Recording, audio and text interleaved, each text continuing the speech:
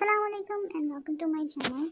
आज की इस वीडियो में हम डायनोन फिनोल रीअरेंजमेंट को डिस्कस करेंगे। जैसे कि नाम से जाहिर है, इस रीअरेंजमेंट का स्टार्टिंग मटेरियल जो है वो डायनोन होता है। तो डायनोन का बेसिकली होता क्या है, डाई का मतलब होता है टू, इन अल्कीन यानी डबल बॉन्ड्स, और ऑन यानी कीटोन। यानी ये डायनोन जो है वो एक ऐसा कंपाउंड है जो कि बेसिकली दो डबल बॉन्ड होते हैं और एक कीटोनिक फंक्शनल ग्रुप यानी ketone with two double bonds.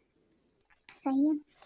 तो अगर हम आगे बात करें फर्दर, इसकी डिटेल में जाएं, तो ये इस रीअरेंजमेंट में इलेक्ट्रॉन डेफिशिएंट कार्बन इन्वॉल्व होता है और रिएक्टिव इंटरमीडिएट कार्बोकेटाइन होता है, और इसमें कार्बन का स्केलेटन चेंज हो जाता है, यानी नॉन एरोमेटिक सिस्टम से एरोमेटिक सिस्टम बन जाता है। वो कैसे होता है वो हम आगे चल के देखेंगे। तो बेसिकली इस रिएक्शन में होता क्या है, साइक्लोहेक्सा डाइनोन डेरिवेटिव जो है कोई भी, वो सब्सटीट्यूटेड फिनोल में कन्वर्ट हो जाता है। यानी हम ये भी कह सकते हैं कि 4,4 डाई सब्सटीट्यूटेड साइक्लोहेक्साडाइनोन जो है वो कन्वर्ट हो जाता है 3,4 डाई सब्सटीट्यूटेड फिनोल में। सही है। और ये जो रिएक्शन होता है वो ल्यूइस एसिड, प्रोटिक एसिड या किसी भी मिनरल एसिड भी कह सकते हैं कि प्रेजेंस में होता है, जैसे कि HCl, H2SO4 एक्सेट्रा। यानी इनकी प्रेजेंस में एसिडिक मीडिया में ये रिएक्शन जो है वो होता है। तो अगर इसकी डेफिनेशन देखें तो it is a type of organic rearrangement reaction in which acid catalysed migration of alkyl group in the cyclohexadienone takes place to give substituted phenol. यानी साइक्लोहेक्साडाइनोन जो है उसमें माइग्रेशन होती है, अल्काइल ग्रुप माइग्रेट करता है और सब्सटीट्यूटेड फिनोल बनाता है। इसका मैकेनिज्म देख लेते हैं। यहाँ पे देखिए 4,4 डाई सब्सटीट्यूटेड साइक्लोहेक्साडाइनोन दिया गया है, दो मिथाइल ग्रुप है। तो सबसे पहले प्रोटोनेशन होगी, OH पॉजिटिव बनेगा, ठीक है। फिर जो मिथाइल है वो पोजीशन नंबर 4 से पोजीशन नंबर 3 पर जाके अटैच होगा, डबल बॉन्ड शिफ्ट होगा, ऑक्सीजन और कार्बन के दरमियान में डबल बॉन्ड टूटेगा, ठीक है, और सिंगल बॉन्ड में कन्वर्ट हो जाएगा।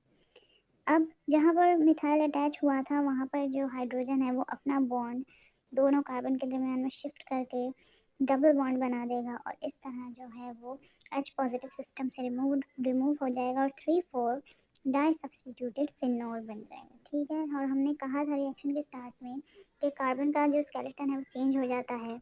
तो देखा यहाँ पे कैसे नॉन एरोमेटिक सिस्टम से एरोमेटिक सिस्टम बन गया। सही। It is also called reverse of pinacol rearrangement. यानी हमने पिनाकोल रीअरेंजमेंट में देखा था फिनोल से जो है वो कीटोन बनता है, ठीक है। ये हमारा रिवर्स रीअरेंजमेंट है। The driving force for the rearrangement is aromatisation aromatic system. यानी नॉन एरोमेटिक सिस्टम से एरोमेटिक सिस्टम का बनना जो है वो इस रिएक्शन की ड्राइविंग फोर्स है। When both groups at position 4 are same, there is no question of migratory aptitude. But when groups are attached, migratory aptitude need to be discussed. यानी अगर डिफरेंट ग्रुप्स अटैच होंगे position number 4 पे, तो हमें देखना पड़ेगा कि किसका माइग्रेटरी एप्टीट्यूड ज़्यादा है, कौन माइग्रेट करेगा। जब दोनों ग्रुप सेम होते हैं तो तब कोई क्वेश्चन नहीं होता, क्योंकि कोई भी ग्रुप माइग्रेट कर सकते हैं। जैसे मिसाल के तौर पर यहाँ पे देखें, एक सब्सटीट्यूटेड कीटोन दिया गया है, तो यहाँ पे पोजीशन नंबर 4 पे एक जगह पे मिथाइल अटैच और एक पे फिनाइल अटैच है, ठीक है। तो यहाँ पे कौन माइग्रेट करेगा, तो हमें पता है माइग्रेटरी एप्टीट्यूड जो है वो दो चीज़ों पर डिपेंड करता है, migratory aptitude of migratory group and second ability of the remaining group to stabilize the resulting carbocation.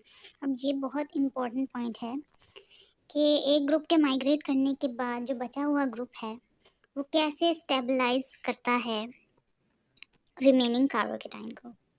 यहाँ पे देखें कि इथाइल ग्रुप जो है उसने माइग्रेट किया है कार्बन नंबर 3 पर, जबकि हमें पता है कि मिथाइल जो है वो ज़्यादा इलेक्ट्रॉन डोनेटिंग है और ज़्यादा इलेक्ट्रॉन डोनेटिंग का माइग्रेटरी एप्टीट्यूड ज़्यादा होता है।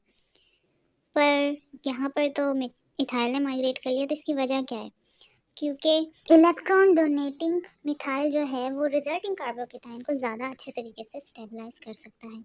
We know that more electron-rich group migrate, but in case of dinon-phenol rearrangement, When more electron-rich group migrates, it leaves behind an unstable carbocation.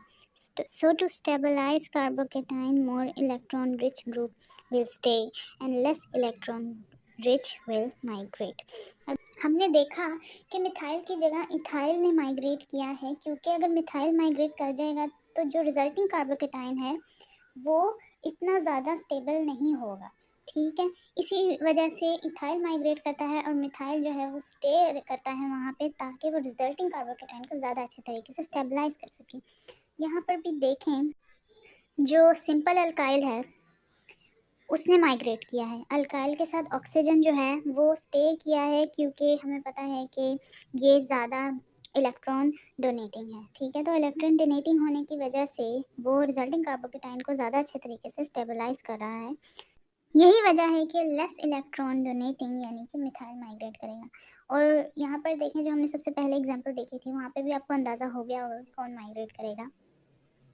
जो फिनाइल है वो माइग्रेट नहीं करेगा, बल्कि मिथाइल माइग्रेट करेगा, क्योंकि फिनाइल जो है वो रिजल्टिंग कार्बोकेटाइन को देखें कितने अच्छे तरीके से स्टेबलाइज कर पाता है, क्योंकि रेजोनेंस होती है फिनाइल में। तो इस वजह से फिनाइल जो है वो स्टे करेगा और कार्बोकेटाइन को स्टेबलाइज करेगा, जबकि जो मिथाइल है वो माइग्रेट कर जाएगा। ठीक है, तो उम्मीद है कि आपको यहाँ पे पॉइंट समझ आ गया होगा कि इलेक्ट्रॉन विथड्रॉइंग ग्रुप और less electron donating group will migrate in case of dienone phenol rearrangement.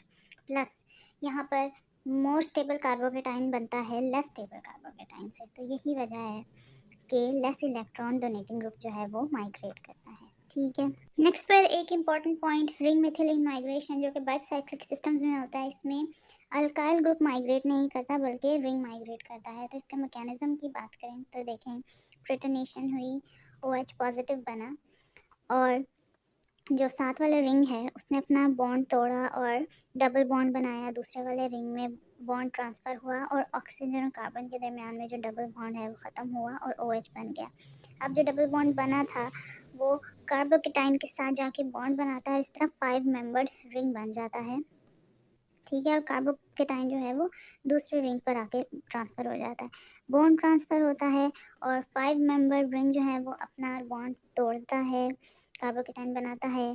फिर H पॉजिटिव जो है वो अपना बॉन्ड कार्बन के दरमियान में ट्रांसफ़र होता है, खुद रिमूव होता है, और इस तरह जो है वो रिंग जो है वो दूसरे कार्बन पर जाकर ट्रांसफ़र हो जाता है।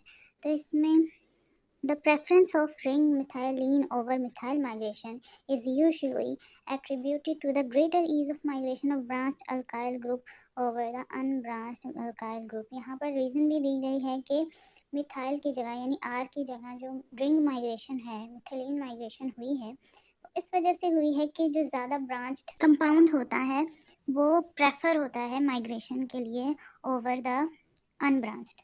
तो यही वजह है कि रिंग माइग्रेशन करता है और रिंग मिथिलीन माइग्रेशन होती है। नेक्स्ट पे हम देखेंगे कि अगर हम सॉल्वेंट चेंज कर देते हैं, एक्वस सॉल्वेंट लें और या फिर नॉन एक्वस सॉल्वेंट लें, दोनों के केस में जो प्रोडक्ट होती है वो डिफरेंट बनती है। जैसे कि यहाँ पे ग्रीन और रेड सर्कल्स में दिया गया है, अगर हम AC2O लेते हैं जो कि एक नॉन एक्वस सॉल्वेंट है, तो इस केस में यहाँ पे जो रेड सर्कल्स में बॉन्ड है वो ट्रांसफ़र होगा और जो रेड सर्कल में मिथाइल दिया गया है वो माइग्रेट करेगा। इसी तरह अगर हम एक्वस सॉल्वेंट लेते हैं, एक्वस HCl लेते हैं, तो जो ग्रीन सर्कल्स में बॉन्ड है वो ट्रांसफ़र होगा और वहाँ जो ग्रीन सर्कल में मिथाइल है वो माइग्रेट करेगा। तो ये जो डायनोन फिनोल रीअरेंजमेंट है, इसमें जो है वो सॉल्वेंट एक बहुत ज़्यादा इम्पॉर्टेंट रोल प्ले करता है। यानी सॉल्वेंट के चेंज करने से, हम नॉन एक्वस सॉल्वेंट लें या एक्वस सॉल्वेंट लें, दोनों के केस में जो है वो प्रोडक्ट जो है वो डिफरेंट होती है। In aqueous acids the rearrangement places the hydroxyl group meta to the methyl group. In non-aqueous like AC2O solution, the rearrangement places the acetoxic group para to the methyl group। अगर फ़र्ज़ करें हमने एक non aqueous solvent लिया है, तो यहाँ पर देखें कि किस तरह से उसका मैकेनिज़्म होता है कि कार्बोकेटाइन बना, बॉन्ड शिफ्ट हुआ और जो कार्बोकेटाइन है दोनों रिंग्स के दरमियान में बन गया। अब यहाँ पर देखें, जो मैंने आपको बताया था कि अगर हम नॉन एक्वस सॉल्वेंट लेते हैं तो कौन सा मिथाइल माइग्रेट करेगा। देखिए यहाँ पे वही मिथाइल आके माइग्रेट कर रहा है, ठीक है। और जहाँ से मिथाइल माइग्रेट करेगा वहाँ पर पॉजिटिव चार्ज आ जाएगा, ठीक है। फिर बॉन्ड टूटेगा दूसरे रिंग से और 5 मेंबर रिंग बन जाएगा। और जहाँ बॉन्ड शिफ्टिंग हुई है ये देखें, और जो पॉजिटिव चार्ज है वो दूसरी साइड पर ट्रांसफ़र हो गया है। अब जो बॉन्ड है 5 मेंबर रिंग वो अपना कार्बोकेटाइन के साथ बॉन्ड बनाएगा और दोबारा से 6 मेंबर रिंग बन जाएगा। हाइड्रोजन जो है वो अपना बॉन्ड जो है वो कार्बन के दरमियान में ट्रांसफ़र करेगा, खुद सिस्टम से रिमूव हो जाएगा और डबल बॉन्ड बना देगा। इस तरह जो है वो प्रोडक्ट बन देगी। बात करें इसकी एप्लीकेशंस की, तो ये 1 मिथाइल ऑयस्ट्रेडॉयल जो कि एक कॉन्ट्रासेप्टिव पिल है वो बनाने के लिए इस्तेमाल होती है। यहाँ पर भी देखें सिंपल मिथाइल माइग्रेशन हुई है, बाकी जो मॉलिक्यूल है सेम है, सिर्फ मिथाइल माइग्रेशन से जो है वो कंपाउंड चेंज हो गए हैं। उसके अलावा डेस्मोट्रोपोसेंटोनिन जो कि एक ऑर्गेनिक केमिस्ट्री में एक बहुत इंपॉर्टेंट कंपाउंड है, वो भी जो है नॉन एक्वस मीडिया में बन रहा है। A reverse rearrangement, phenol-diene rearrangement, also been observed during the electrophilic substitution in phenol in some cases. यानी इस rearrangement का एक reverse rearrangement भी होता है जिसमें फिनॉल से जो है वो डाइनॉन बनता है और इलेक्ट्रोफिलिक सब्स्टिट्यूशन होती है। देखें यहाँ पर एक फिनॉल दिया गया है और उस फिनॉल से जो है वो रिवर्स रिएक्शन होके जो है वो डाइनॉन बन रहा है, ठीक है। तो इस रीअरेंजमेंट को जो है वो फिनॉल डाइनॉन रीअरेंजमेंट कहते हैं। तो उम्मीद है कि आज की ये वीडियो आपको पसंद आई होगी। पसंद आई है तो प्लीज़ चैनल को सब्सक्राइब करें और मेरी वीडियो को लाइक करें और कमेंट में अपना फीडबैक ज़रूर दें।